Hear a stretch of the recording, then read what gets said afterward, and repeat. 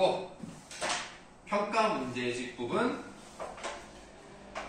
그렇게 어렵진 않았어요. 68쪽부터 한번 맞춰보도록 하겠습니다.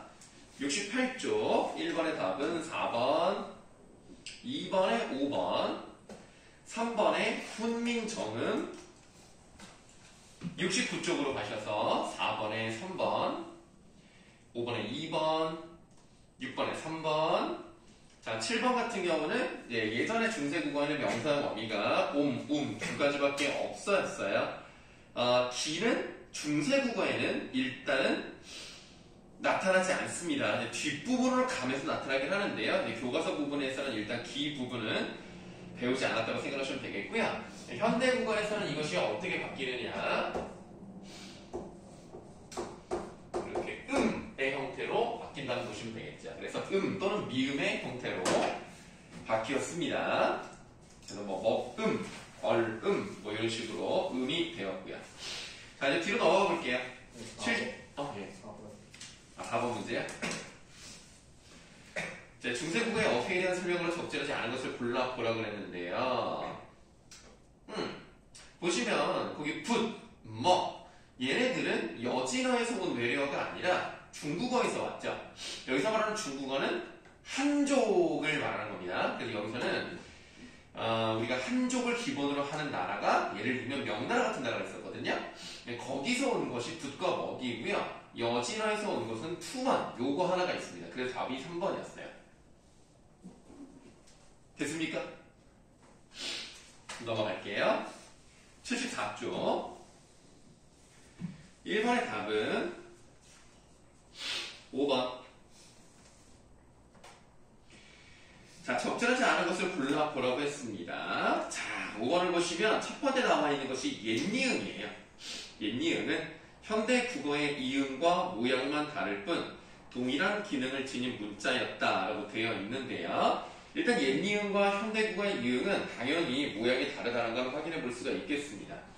그런데 현대 국어의 이음은요, 일단 초성에 들어가는 경우도 있고요, 받침에 들어가는 경우도 있는데, 초성에 들어가는 이음은 일단 형태상 들어갔습니다. 이거는 의문으로 보지 않습니다만, 요거 이음이 이제 예전에 옛 이음과 같은 기능을 한다라고 생각을 하시면 되겠어요. 그래서 일단 우리 현대국어의 이음 같은 경우를 보시면은 초성을 형태적으로 채워넣는 부분도 있기 때문에 그래서 동일한 기능을 가지고 있다 라고 말하기가 좀 어렵다는 얘기죠. 그래서 5번은 그런 것 때문에 틀렸다라고 생각하시면 되겠습니다.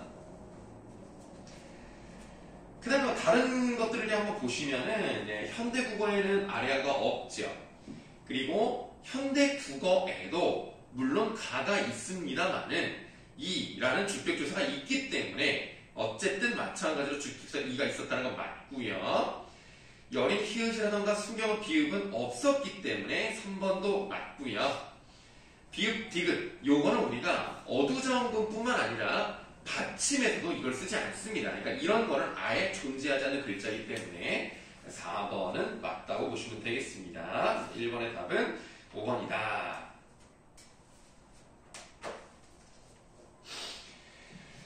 자, 그 다음에 넘어가도록 할게요. 자, 2번의 답은 3번이고요.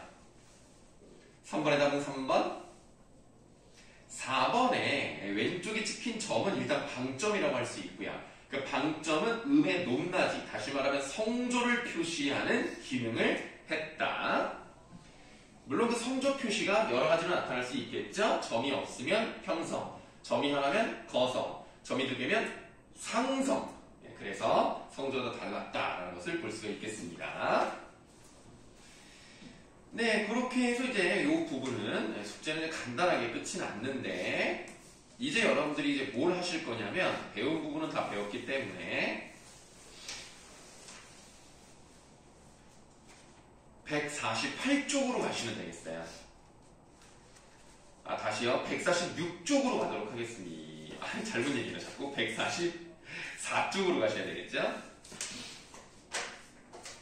144쪽으로 가시면 실전 모의고사라고 돼 있어요. 그 부분에서 우리 시험범위에 해당하는 부분이 많은 부분하고 시조 부분 가와 라가 있습니다. 그래서 여기는 일단 선생님이 잠깐 시간 줄 테니까 8번하고요. 10번을 한번 해보도록 하세요. 10번 같은 경우는 서술형이기 때문에 뭐 다 쓰지 마시고 그냥 특징적인 단어만 쓰셔도 맞다고 하겠습니다. 한번 생각해보세요. 내가 볼 때는 2분이면 풀 것 같은데요.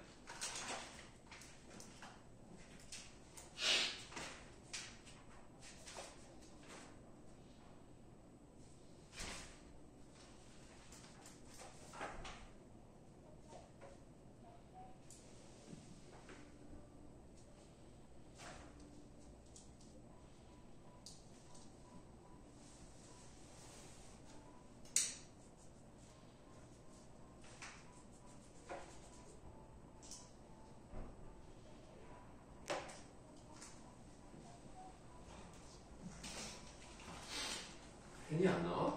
네. 풀기 싫어서 그런 거 아니죠? 아니죠.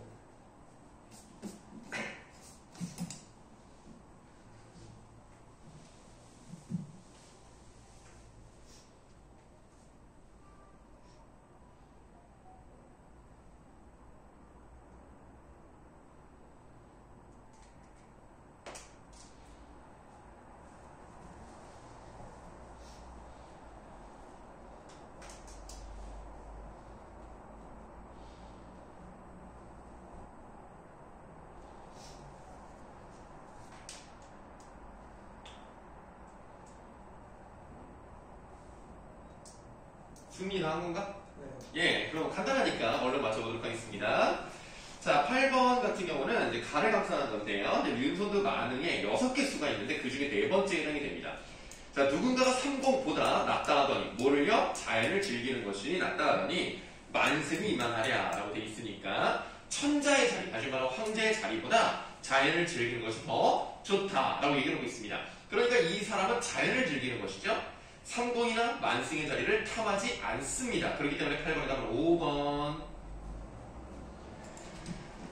그래서 상공과 만승은요, 화자는 추구하지 않는 그런 대상이라고 생각하시면 되겠습니다. 자, 그리고 좀 더 읽어볼까요?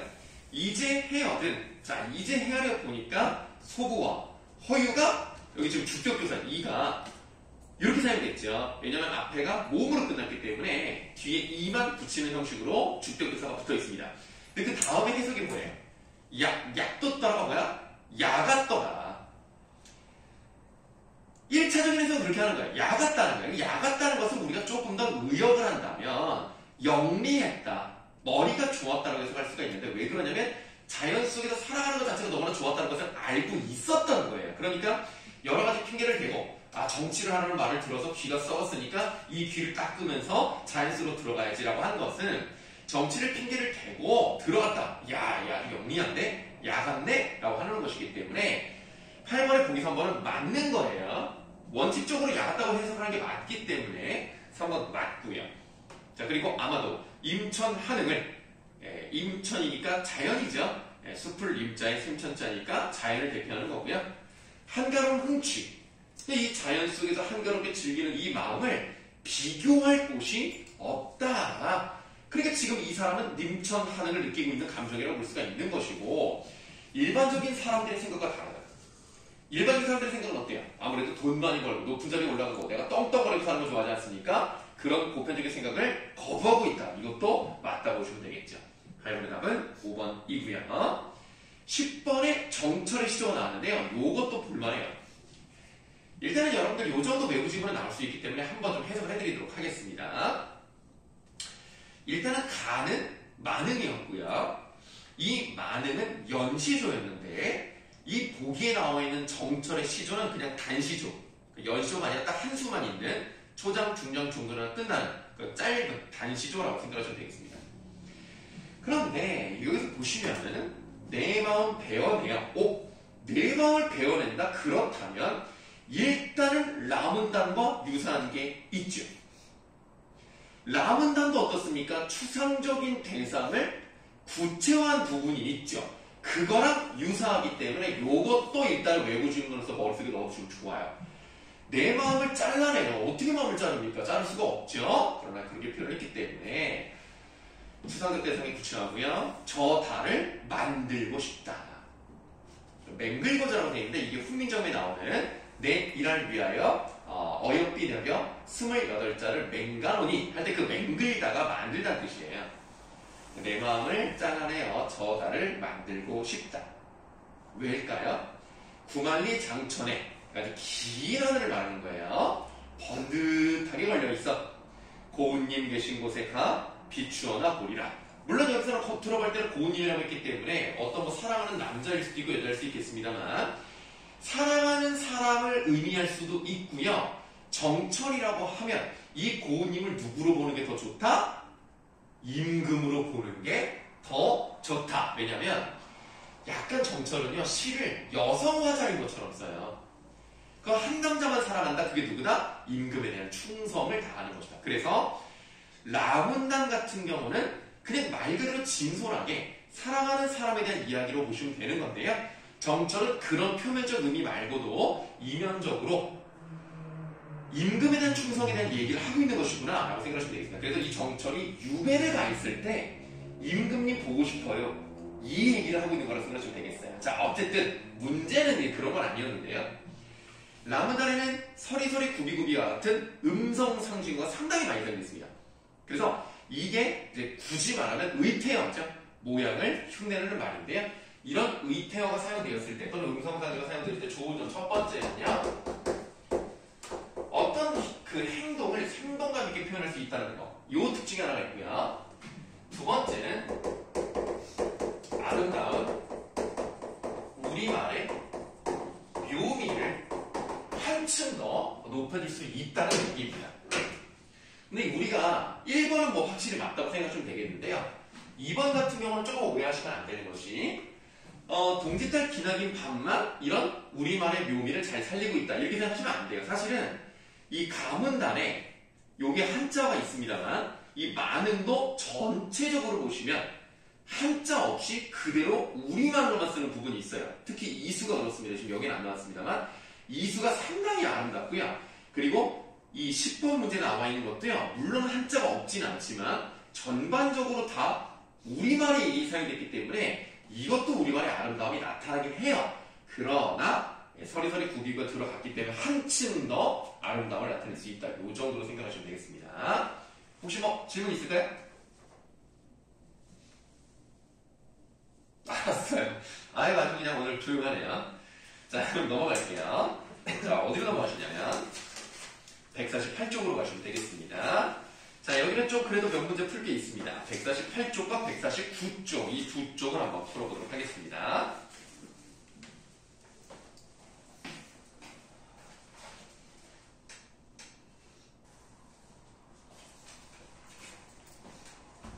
자, 답 한번 맞춰보는데 문제가 아주 어렵게 나오진 않았습니다만 그래도 조금 까다로운 부분들이 좀 있었을 거예요. 우선 1번의 답은 1번입니다. 이건 어렵지 않았고요. 2번의 답은 5번입니다. 네, 이 문제가 좀 헷갈렸을 거예요. 이게 무슨 뜻이냐면요. 자, 우리 중세국어, 15세기 중세국어에는 소리 나는 대로 쓰는 거예요. 소리 나는 대로 쓰기 때문에 이때 받침으로 소리 나는 게 기역, 이읍, 디귿, 리을, 이읍, 비읍, 시읍, 이응 이렇게 8가지가 있었다는 얘기예요.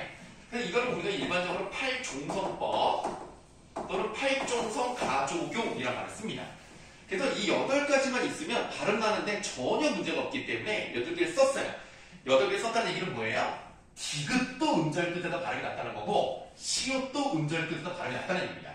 이 당시에는 디귿과 시옷을 구분해서 발음했어요. 근데 현대국어는 어때요? 시옷 받침을 쓰든 티읕 받침을 쓰든 또는 뭐 디귿을 쓰든 지읒을 쓰든 무조건 이게 다 무슨 발음으로 나죠? 디귿으로 나죠. 그래서 현대국어는 기역, 이읒, 디귿, 리을, 미음, 비읍, 이응 이렇게 7종성법만 쓴다는 얘기입니다. 그렇다면 지금 2번에 보기 5번을 보시면 현대국어에서는 받침의 시옷과 디귿이 구별되지 않는다. 다시 말하면 시옷도 디귿으로 발음하고 디귿도 디귿으로 발음하기 때문에 지금은 7개의 중소국어나 소리가 나는 거고요. 중세국어는 다르죠. 중세국어는 소리 나는 대로 다 발음을 해서 쓰는데 그게 8개가 났다는 얘기라고 보시면 되겠습니다. 이번에 답은 5번이었고요. 사실 2번 같은 문제의 유형은 그렇게 잘 나오는 유형은 아닙니다. 3번 같은 게 잘 나오죠. 물론 이거는 이제 서술형이지만 이런 문제는 당연히 나오게 되어 있습니다. 현대로 오면서 의미의 이동이 일어나고 두 개를 찾아 쓰라고 했는데요. 두 번째 줄에 있는 어린, 네 번째 줄에 있는 놈이, 이 두 개가 답이 되겠습니다. 어린 놈이. 자, 일단 어린이라는 말은 의미가 완전히 바뀌었어요. 바뀌었어. 그래서 어리다라는 것이 지금은 나이가 적다로 완전히 바뀌어서 의미의 이동이 맞습니다. 근데 사실 답을 놈이라고 말씀을 드렸는데요. 사실 좋지가 않아요. 왜냐면 이 평가 문제집에서는 일단은 놈이를 답을 했는데 놈이는 엄밀히 말씀드리면 의미의 이동이 아니에요. 의미가 뭐예요? 축소가 더 맞습니다. 왜냐하면 여기서 놈이라는 것은 사람이잖아요. 사람을 의미하는 놈 플러스 주격투사 이가 붙은 형태잖아요. 이어지게 되어 있죠. 그 사람은 남자도 있을 것이고 여자도 있을 것이고 나이 든 사람, 나이가 어린 사람 이렇게 있을 겁니다. 그 수많은 사람을 이루고 있는 것 중에서 지금은 남자를 낮춰 부르는 말로 많이 사용되기 때문에 의미가 전체적인 거에서 줄어들었다면 사실은 의미의 이동이라기보다는 의미의 축소라고 보는 게 맞고요.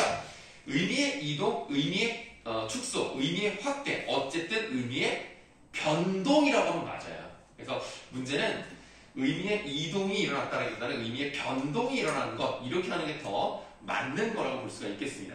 네, 평가 문제를 조금 잘못 만들었다고 생각합니다. 어쨌든 바로 2번에 가를 바탕으로 보기가 현대국어와 차이를 보이는 특징을 두 가지 이상 서술하세요라고 되어 있는데 일단 눈에 보면 띄어쓰기가 없어요. 일단 그게 차이점이 있죠. 그 다음에 이거는 여러분들이 보기 좋으라고 보기 박스에서 오른쪽으로 쭉 썼지만 사실은 어떻게 써 있습니까? 세로 쓰기로 되어 있죠. 그게 달라요. 그 다음에 이어적기를 합니다. 현대국어랑 다르죠. 현대국어는 끊어적기를 하는데 또 하나 그냥 눈에 보이는 대로 말씀드리면 현대에는 쓰이지 않는 자음 또는 모음이 있다라는 얘기죠. 그래서 쓰이지 않는 모음은 뭐가 있어요? 아래아가 있고요. 쓰이지 않는 자음은 뭐가 있습니까? 예를 들면 여린, 히읗 이런 것들이 있겠죠. 이런 것들이 답이라고 보시면 되겠습니다. 방점도 되죠? 방점 오케이. 네.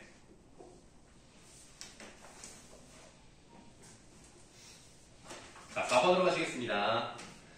4번의 답 별로 중요하지 않습니다. 2번. 그렇게 중요하진 않아요. 보시면은 구체적인 사례들을 활용한다는 것이 예를 들면 석고상절 같은 거를 활용을 하죠. 그래서 거기서 어떤 것들이 있는지를 이렇게 보여주고 있습니다. 그리고 지금은 사용하지 않는 것들에 대해서도 객체 높임, 선어말 어미, 그리고 주체 높임 중에서도 샤 같은 건 지금 사용되지 않죠. 또한 상대 높임, 선어말 어미도 현대국어에서는 사용하지 않습니다.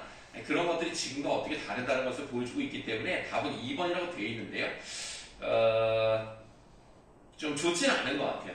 좀 문제가 좀 딱 맞아 떨어지는 느낌은 아닙니다. 그리고 넘어가도록 할게요. 5번의 답은 4번. 6번에 5번입니다. 5번. 네, 5번 설명을 드릴게요. 적절하지 않은 것을 골라보라 그랬는데 A를 봤더니 구름이에요. 자, 이때 당시에는 구름 이렇게 썼단 말이죠. 음성의 형태로 갑니다. 모음조가 잘 이루어져 있죠. 거기에 자음으로 끝났기 때문에 주격투사 이를 붙이고 그 다음에 얘를 어떻게 합니까? 이어적기를 하면 되는 거죠. 그래서 구름이.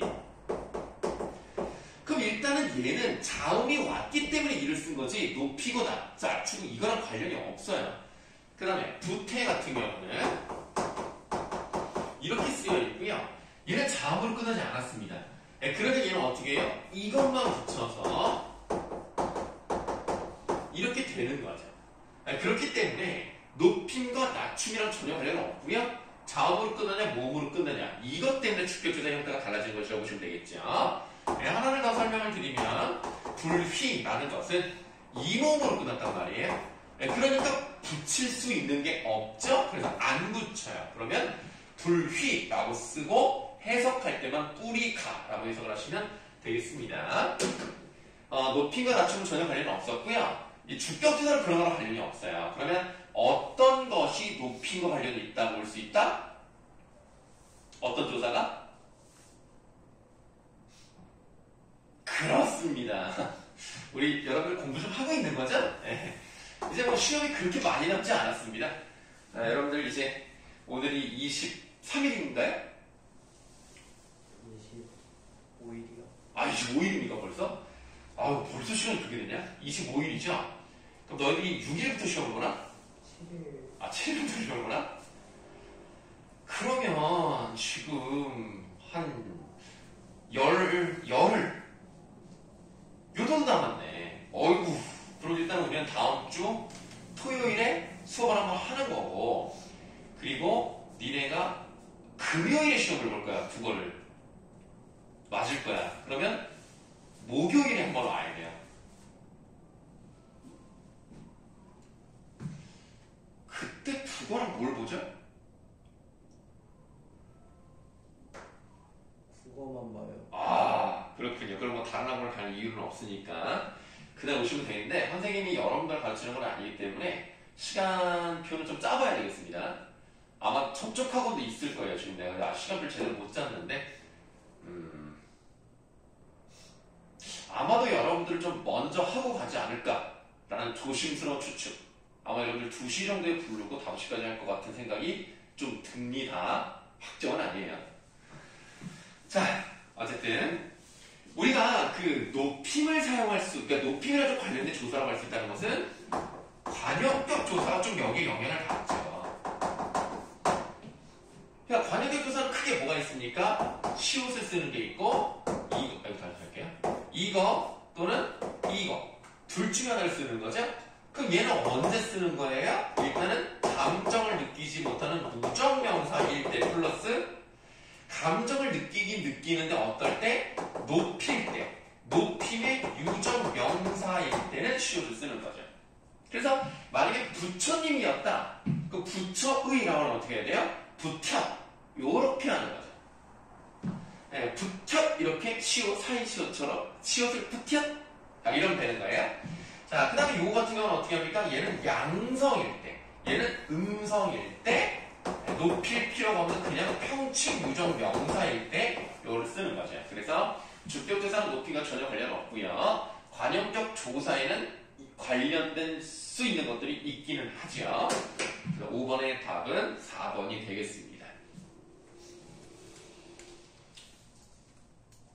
질문 있습니까?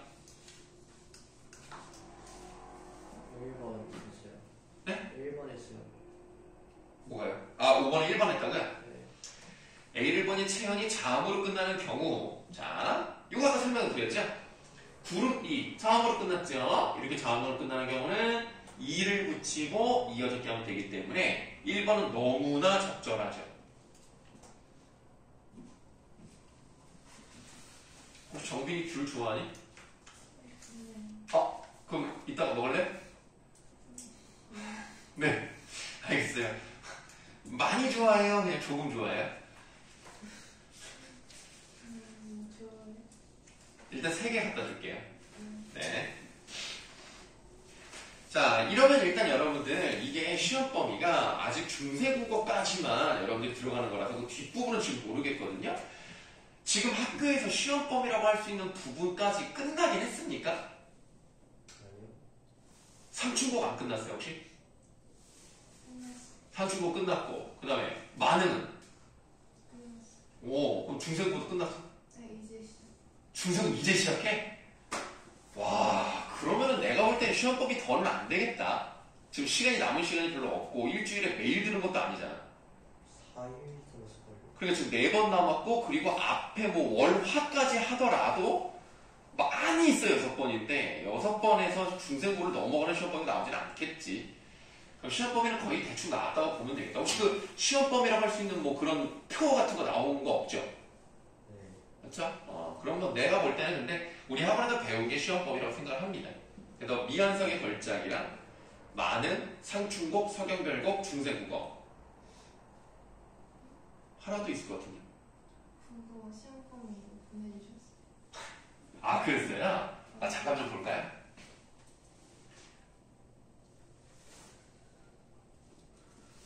아, 시도 2편 맞아. 내가 그러면 그냥 이거 나한테 좀 보내줄래? 나도 알아야지. 보내줬었나 누가? 아니 기억이 안 나네. 안 보내준 것 같은데. 만약에 혹시라도 보내줬는데 내가 기억을 못하는 거라면 보내준 사람이 미안합니다. 예. 자, 어쨌든 지금 우리가 평가 문제집에서 풀 수 있는 문제는 이제 다 풀었다고 생각하시면 되겠고요. 네, 평가 문제집 잠깐 적어 놓으시고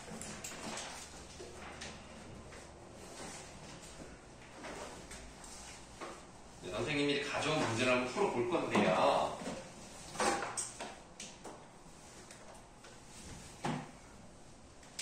자, 봐주시고요. 조금 도톰하죠?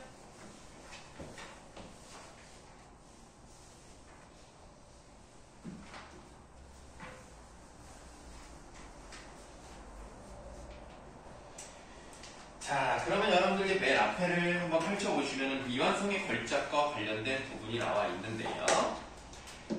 지금 뭐 소단어 실력평가라고 되어 있는 이 부분은요, 여러분들 심사하고 출판사에서 만든 나름의 평가 문제입니다. 근데 평가 문제가 그렇게 좋지는 않아요. 그리고 문제수가 많지가 않습니다. 자, 일단은 여러분들이 7번까지는 객관식이기 때문에 7번까지는 하시고 8번 같은 경우는 원래는 구절을 활용해서 서술하시오라고 하는데 그런 활용할 필요 없고 그냥 밑줄 치고 중요하다고 생각하는 부분을 밑줄 치고 이렇게 이어만 놓으시면 8번 문제는 해결이 되는 겁니다.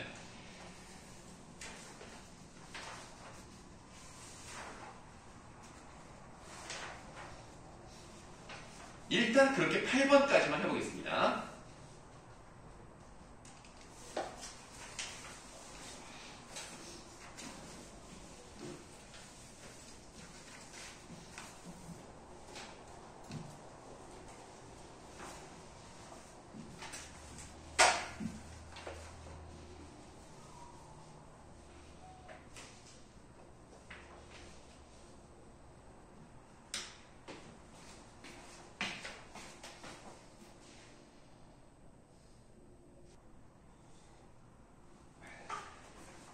한번 맞춰보도록 할게요. 문제가 그렇게 어렵진 않았습니다. 여러분들이 이번 시험 범위에서 미완성의 걸작은요 그렇게 어려운 부분은 아니기 때문에 그래서 여기는 좀 다 맞았으면 좋겠어요. 물론 이제 중세국어가 좀 어려울 수는 있는데 중세국어는 문법이잖아요. 그러니까 제대로만 공부해놓으면 틀릴 게 없습니다. 거기도 다 맞았으면 좋겠어요. 이제 여러분들이 틀릴 만한 부분은 이제 성형결복, 그 다음에 많은 상주어 요쪽이 솔직히 더 많이 틀리지 여기는 좀 다 맞았으면 좋겠습니다. 아 저기 승리 아직도 약 먹고 있구나. 네, 오늘이 마지막. 자 그러면 1번의 답부터 가도록 하겠습니다. 1번에 1번. 자 가장 적절한 건데요. 대상에 대한 의문이 있었어요. 그게 무슨 의문이었냐면 아니 왜 머리통이 없고 미안합니다. 좀 그런 표현 좀 들었고요. 몸통이 없고 머리부만 있을까? 그 귀는 물론 없죠? 그러니까 귀도 없고 목도 없고 상체가 없어? 왜 이러지? 알고 봤더니 이게 미완성이었기 때문에 유탄으로 몸을 해놓고 먹선을 올리지 않았다. 그렇다면 이것은 완성 지은 것이 아니다. 라는 것을 밝히는 과정이었죠. 그래서 1번의 답은 1번이 되겠습니다. 이거 여러분들 오해할 수 있는 게 2번 같은 경우를 좀 고를 수가 있는데요. 이 대상의 변화가 단계적으로, 그러니까 어떻게 변화가 됐는지를 보여주는 게 아니야. 왜냐면 이건 추측이야. 얘가 원래 이랬고, 얘가 원래 이래서 이렇게 됐더라. 라는 걸 보여준다기보다는, 나중에 사진을 발견하고 나서 그래서 이렇게 된 거였겠지? 라고 추측하는 그 과정을 밝히고 있는 겁니다. 자, 2번의 답은 4번이고요. 3번에 4번. 자, 가장 적절한 건데요. 읽기 목적이 깨달음이나 즐거움을 얻기 위해 읽는다면 좀 재밌게 읽으면 되는 겁니다. 그런데 우리가 이제 깨달음이라고 했기 때문에 윤두서라는 사람이 어떻게 살았고 그리고 왜 이런 그림을 그렸을까? 라고 생각을 해본다면 뭔가 이제 공감을 하면서 읽는다던가 아니면 그런 것들을 자기 것으로 만든다던가 뭐 이런 건데요. 지금 예를 들면 지식이나 정보를 얻기 위해 하는 것은 있는 그대로 받아들이면 되는 거예요. 근데 이 글은 주장하는 글은 아니거든요. 그러니까 어떤 그림에 대한 설명을 추측 과정을 통해서 보여주는 것이기 때문에 어떤 주장의 적절성을 평가하는 뭐 그런 글이라고 보기는 좀 어렵습니다. 그래서 과연 이런 거를 왜 만들었을까? 라고 생각하는 거, 그쪽이 이제 깨달음을 얻는 쪽과 가깝다고 생각하시면 되겠습니다. 이런 문제는 안 나올 거예요. 이건 걱정하지 마시고. 다음 4번의 답은 2번. 5번에 이건 아까 말씀드렸던 부분인데요. 귀, 목, 상체가 없죠? 그런 부분이 생략되어 있는 것을 의미하겠습니다. 6번의 답은 3번, 7번에 5번, 8번은 어느 부분을 고르시면 되냐면 그 보기 박스의 밑에서 하나, 둘, 셋, 넷, 다섯, 여섯, 7번째 줄을 보시면은 오히려 그 덕분에 다음부터 밑줄 한번 해볼게요. 마지막 손질이 더해지지 않은 작가 자신에 대한 심한 상념이 전개되는 과정, 그리고 생생한 자기 성찰의 흔적. 그러니까 완벽하다고 얘기할 수 있는 거예요. 요게 8번의 답과 연결되는 거라고 생각하시면 되겠습니다. 자, 일단 8번까지는 해봤고요. 좀 넘어가셔서 이제 9번부터는 서술형이기 때문에 이거를 다 쓰면 시간이 오래 걸리니까 9번 같은 경우는 그냥 말씀을 좀 드리도록 할게요. 문맥을 고려해서 기억이 지시하는 내용을 의문형의 문장으로 서술하세요 라고 되어 있는데요. 기억은 그런 의심입니다. 이렇게 생각을 해봐. 옛날에 신체 발부 수지 부모라 그랬어요. 부모님께 받은 거는요, 머리털 하나라도 함부로 하면 안 돼요. 그런 사대부가, 그런 가르침을 받았던 사람이 어떻게 몸통을 없애고 얼굴 부분만 그렸느냐, 이상하다 라고 생각했다는 거죠. 그래서 이제 그런 의심이라는 것은 지금 방금 말씀드렸던 것처럼 사대부들이 추구하는 윤리와 맞지 않아요. 어떤 도덕적인 기준과 맞지가 않습니다. 그러니까 아무래도 이것은 원하진 않았지만 우연히 작업이 중단된 것이 아닐까? 뭐 이런 생각을 해봤다는 거죠. 9번에 그런 내용 들어가면 되니까 그냥 듣기만 하시면 될 것 같아요. 10번 한번 볼게요. 필자가 니은을 통해 자화상에 대해 새롭게 알게 된 사실을 서술하세요 라고 되어 있는데 니은이 윤두서 자화상의 옛사진입니다. 이거를 보면은 옛날 사진 속에서는 윤두서의 몸 부분이 선명하게 그려져 있어요. 그래서 뭔가 좀 사람이 어질게 보여.